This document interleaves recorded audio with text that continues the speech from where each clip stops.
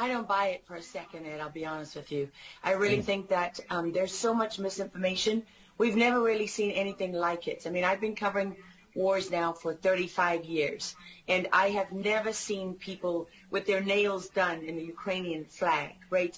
I mean, we're being corralled into this box where we either have to hate Vladimir Putin and believe everything evil that's said about him and love Ukraine, and there's no in between. And that reminds me a lot of you're either, you know, a white supremacist or you go with the Democrat narrative on everything under the sun. So, although, you know, these days it's hard to believe anything that our leaders tell us because they've lied about COVID, they lied about Russia collusion, they lied about the Ukraine impeachment trial, and there's so much more going on in Ukraine that nobody is talking about.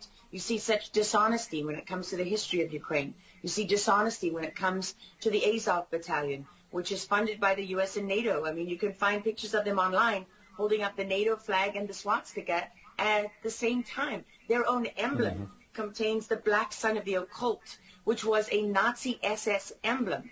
And it also contains the sideways, you know, lightning insignia of the SS. I mean, this is on throughout the Ukrainian military. You can see that black sun of the occult on their body armor, even on the female soldiers who are paraded in front of the world as being, you know, such an example of Ukraine's independence and spirit and nobility. Even they are wearing the black sun of the occult.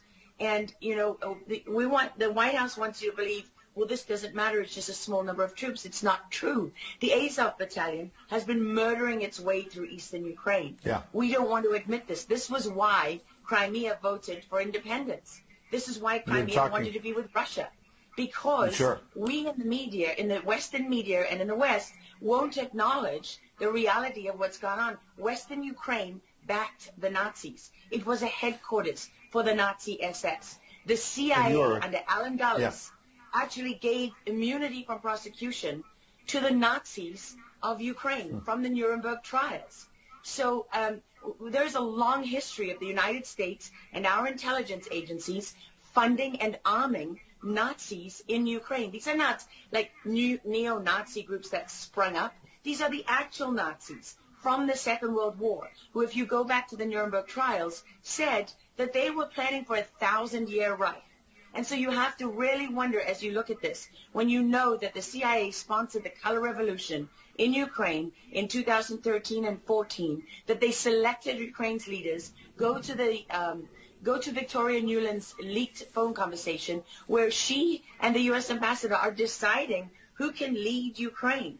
I mean, there's as much interference here as you could possibly imagine before you even get to Hunter Biden, Nancy Pelosi, John Kerry, and Mitt Romney, and all of their children who are employed, who earn millions from Ukrainian gas companies. Yeah, you are